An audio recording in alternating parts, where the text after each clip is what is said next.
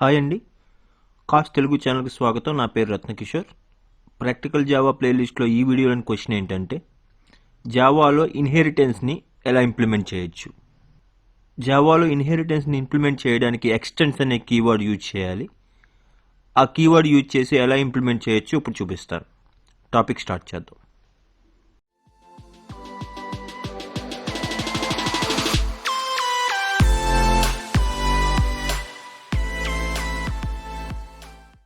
First inheritance అంటే ఏంటి? Inheritance అనే ప్రాసెస్ ద్వారా ఒక క్లాస్ వేరే క్లాస్ యొక్క ప్రాపర్టీస్ని ఎక్వైర్ చేయగలదు. సో మనం ఇన్హెరిటెన్స్ రిలేషన్షిప్ని ఈ సాలిడ్ యారో ద్వారా రిప్రజెంట్ చేయొచ్చు.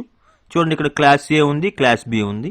ఈ రిప్రజెంటేషన్ మీనింగ్ ఏంటంటే, క్లాస్ బి క్లాస్ ఏ యొక్క ప్రాపర్టీస్ని ఎక్వైర్ చేసుకుంటుంది.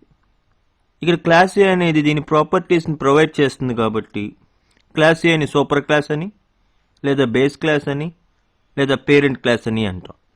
ఇక్కడ క్లాస్ బి అనేది క్లాస్ ఏ అని ప్రాపర్టీస్ని ఇన్హెరిట్ చేసుకుంటుంది కాబట్టి ఈ క్లాస్ బిని సబ్ క్లాస్ అని, డిరైవ్డ్ క్లాస్ అని ఆర్ చైల్డ్ క్లాస్ అని అంటారు. ఇప్పుడు ఇన్హెరిటెన్స్ యొక్క అడ్వాంటేజెస్ ఏంటో చూద్దాం. First advantage code reusability. ఇందాక చూసిన ఎగ్జాంపుల్లో క్లాస్ ఏ దగ్గర ఏ కోడ్ అయితే ఉందో ఆ కోడ్ని క్లాస్ బి అనేది మళ్ళీ డిఫైన్ చేయకుండా యూజ్ చేసుకోవచ్చు. అంటే ఇక్కడ కోడ్ రీయూజబిలిటీ అనేది జరుగుతుంది. అలాగే ఎక్స్టెన్సిబిలిటీ.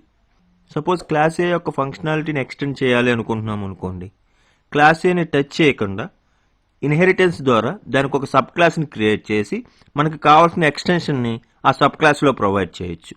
సో ఇన్హెరిటెన్స్ని యూజ్ చేసుకుని మనం ఒక క్లాస్కి ఎక్స్టెన్షన్ అనేది ప్రొవైడ్ చేయొచ్చు. కాబట్టి ఎక్స్టెన్సిబిలిటీ అనేది సెకండ్ అడ్వాంటేజ్ అవుతుంది. థర్డ్ అడ్వాంటేజ్ వచ్చేసి మెథడ్ ఓవర్ రైడింగ్. పేరెంట్ క్లాస్లో ఉన్న ఒక మెథడ్ని చైల్డ్ క్లాస్లో ఉన్న మెథడ్తో ఓవర్ రైడ్ చేయొచ్చు. ఈ మెథడ్ ఓవర్ రైడింగ్ అనేది నెక్స్ట్ వీడియోస్లో నేను క్లియర్గా ఎక్స్ప్లెయిన్ చేస్తాను. సో జావాలో మనం ఇన్హెరిటెన్స్ని ఇంప్లిమెంట్ చేయడానికి యూజ్ చేసే కీవర్డ్ ఎక్స్టెన్స్. ఈ ఎక్స్టెన్స్ కీవర్డ్ యూజ్ చేసుకుని ఒక క్లాస్ వేరే క్లాస్ యొక్క ప్రాపర్టీస్ని ఎక్వైర్ చేసుకోవచ్చు. మనం ముఖ్యంగా గుర్తుపెట్టుకోవాల్సిన విషయం ఏంటంటే, సూపర్ క్లాస్లో ఉన్న ప్రైవేట్ మెంబర్స్ని సబ్ క్లాస్ అనేది యాక్సెస్ చేసుకోలేదు. అంటే సబ్ క్లాస్ అనేది సూపర్ క్లాస్ యొక్క నాన్ ప్రైవేట్ మెంబర్స్నే ఎక్వైర్ చేసుకోగలదు. ఇప్పుడు ఒక ఎగ్జాంపుల్ చూద్దాం. ఇక్కడ నాకు ఒక పర్సన్ అనే క్లాస్ ఉంది. ఈ పర్సన్ క్లాస్కి నేమ్ అండ్ ఏజ్ అనే రెండు ఇన్స్టెన్స్ వేరియబుల్స్ ఉన్నాయి. కాల్ అనే మెథడ్ ఉంది. అలాగే నాకు ఇంకొక క్లాస్ ఉంది. ఆ క్లాస్ నేమ్ స్టూడెంట్. సో స్టూడెంట్కి ఉన్న instance variables register number, marks, name and age. అలాగే స్టూడెంట్ దగ్గర ఉన్న మెథడ్స్ డిస్ప్లే, కాల్. ఇక్కడ ఈ రెండు క్లాసెస్ని క్లియర్గా అబ్జర్వ్ చేస్తే name and age already person క్లాస్లో ఉన్నాయి. కాల్ అనే మెథడ్ ఆల్రెడీ పర్సన్ క్లాస్లో ఉంది. ఇప్పుడు నేను ఈ రెండు క్లాసెస్ మధ్యన ఇన్హెరిటెన్స్ అనే రిలేషన్షిప్ని ఎస్టాబ్లిష్ చేస్తే already name and age instance variables person దగ్గర ఉన్నాయి కాబట్టి వాటిని స్టూడెంట్ అనే క్లాస్ డైరెక్ట్గా ఎక్వైర్ చేసుకోవచ్చు.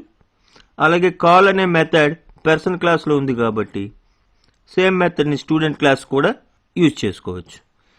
చూడండి, ఇక్కడ ఈ ఇన్హెరిటెన్స్ రిలేషన్షిప్ వల్ల అడ్వాంటేజ్ ఏమొచ్చింది?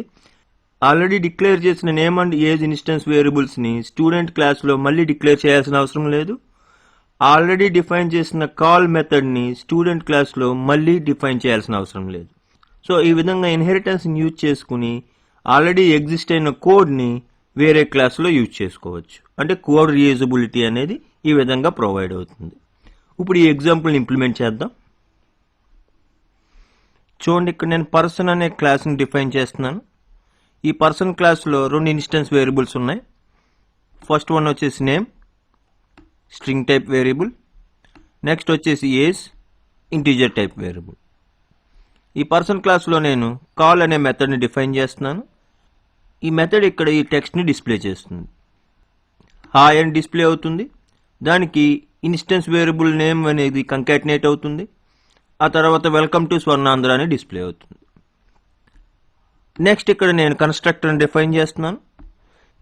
ఇది ఒక స్ట్రింగ్ వాల్యూని, ఇంటీజర్ వాల్యూని తీసుకుంటుంది. ఈ స్ట్రింగ్ వాల్యూని నేమ్ అని ఇన్స్టెన్స్ వేరియబుల్కి అసైన్ చేస్తుంది. ఈ ఇంటీజర్ వాల్యూని ఏజ్ అని ఇన్స్టెన్స్ వేరియబుల్కి అసైన్ చేస్తుంది. సో ఇది మొత్తం పర్సన్ క్లాస్. నెక్స్ట్ ఇక్కడ స్టూడెంట్ అనే క్లాస్ని డిఫైన్ చేస్తున్నాను. క్లాస్ నేమ్ వచ్చేసి స్టూడెంట్. ఆ తర్వాత ఎక్స్టెండ్స్ కీవర్డ్ యూజ్ చేస్తున్నాను. ఆ తర్వాత పర్సన్ అనే క్లాస్ నేమ్ యూజ్ చేస్తున్నాను. అంటే ఇక్కడ స్టూడెంట్ అనే క్లాస్ పర్సన్ అనే క్లాస్కి సబ్ క్లాస్ కింద డిఫైన్ అవుతుంది. సో ఈ స్టూడెంట్ క్లాస్లో ఉన్న instance variables register number, marks. ఇక్కడ ఆల్రెడీ ఇన్హెరిటెన్స్ రిలేషన్షిప్ ఎస్టాబ్లిష్ అయింది కాబట్టి ఈ రిజిస్టర్ నెంబర్ అండ్ మార్క్స్ అనే ఇన్స్టెన్స్ వేరియబుల్సే కాకుండా పర్సన్ క్లాస్లో ఉన్న name and age instance variables కూడా ఈ స్టూడెంట్ క్లాస్లో పార్ట్ అవుతాయి. నెక్స్ట్ డిస్ప్లే అనే మెథడ్ని డిఫైన్ చేస్తున్నాను.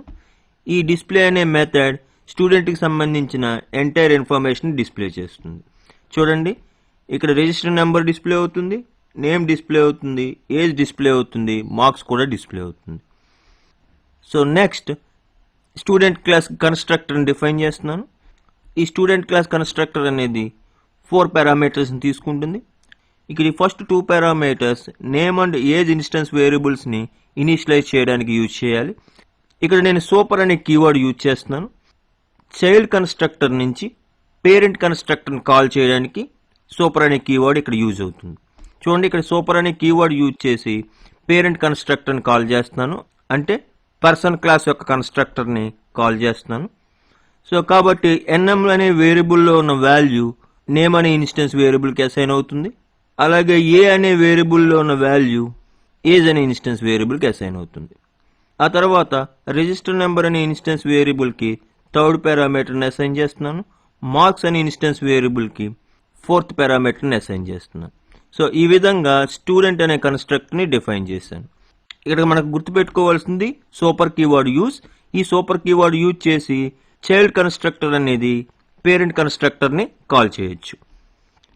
ఇక్కడ నేను మై కాలేజ్ అనే టాప్ లెవెల్ క్లాస్ని డిఫైన్ చేస్తున్నాను. ఇందులో మెయిన్ మెథడ్ ఉంది. సో ఈ మెయిన్ మెథడ్లో నేను స్టూడెంట్ అనే క్లాస్కి 2 ఆబ్జెక్ట్స్ క్రియేట్ చేస్తున్నాను, S1 అండ్ S2. ఇక్కడ S1 స్టేట్ ఏంటంటే name Girish, age 20, register number 18821A0401, marks 85. అలాగే S2 యొక్క స్టేట్ ఏంటంటే name Subbu, age 21, register number 18821A0402 and marks 56. ఇప్పుడు నేను S1 ఆబ్జెక్ట్ యొక్క కాల్ మెథడ్ని కాల్ చేస్తున్నాను. ప్రోగ్రామ్ సేవ్ చేసి రన్ చేస్తున్నాను. చూడండి, ఇక్కడ నాకు hi Girish welcome to Swarnandhra అని డిస్ప్లే అయింది.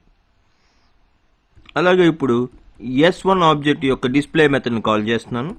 సేవ్ చేసి రన్ చేస్తే సెకండ్ లైన్లో S1 ఆబ్జెక్ట్ యొక్క ఎంటైర్ ఇన్ఫర్మేషన్ అనేది మనకు వచ్చింది, register number, name, age, marks. So అలాగే ఇప్పుడు S2 ఆబ్జెక్ట్ యొక్క కాల్ మెథడ్ డిస్ప్లే మెథడ్స్ని కాల్ చేస్తున్నాను. సేవ్ చేసి రన్ చేస్తున్నాను. చూడండి, hi Subbu welcome to Swarnandhra 3rd లైన్లో డిస్ప్లే అయింది. S2 ఆబ్జెక్ట్ యొక్క ఎంటైర్ ఇన్ఫర్మేషన్ అనేది 4th లైన్లో డిస్ప్లే అయింది. సో ఈ విధంగా ఇక్కడ స్టూడెంట్ క్లాస్ అనేది పర్సన్ క్లాస్ని ఎక్స్టెండ్ చేసుకుని దాని యొక్క ప్రాపర్టీస్ని యూజ్ చేసుకోవచ్చు. ఇక్కడ ఇంకో విషయం మనం గుర్తుపెట్టుకోవాలి. ఇక్కడ సబ్ క్లాస్ అనేది సూపర్ క్లాస్ యొక్క నాన్ ప్రైవేట్ మెంబర్స్నే యాక్సెస్ చేసుకోగలదు. సపోజ్ ఇక్కడ ఏజ్ అనేది నేను ప్రైవేట్ వేరియబుల్ కింద క్రియేట్ చేస్తే ఇప్పుడు ఈ స్టూడెంట్ క్లాస్ ఏజ్ అనే ఇన్స్టెన్స్ వేరియబుల్ని యాక్సెస్ చేసుకోలేదు. ఇప్పుడు ఈ ప్రోగ్రామ్ నేను రన్ చేయడానికి ట్రై చేస్తే ఎర్రర్ జనరేట్ అయింది. ఆ ఎర్రర్ స్టేట్మెంట్ ఏమొచ్చింది, person dot age is not visible. ఈ ప్రైవేట్ అనే యాక్సెస్ మాడిఫైర్ ఏం చేస్తుంది, ఈ ఏజ్ యొక్క విజిబిలిటీని ఈ క్లాస్కే లిమిట్ చేస్తుంది. సో ఈ ఏజ్ వేరియబుల్ని స్టూడెంట్ అనే క్లాస్ ఇప్పుడు యాక్సెస్ చేసుకోలేదు. సో ఈ విధంగా సబ్ క్లాస్ అనేది సూపర్ క్లాస్ యొక్క ప్రైవేట్ మెంబర్స్ని కాకుండా మిగతా మెంబర్స్ని యాక్సెస్ చేసుకోగలుగుతుంది. సో ఇది ఇన్హెరిటెన్స్ అంటే.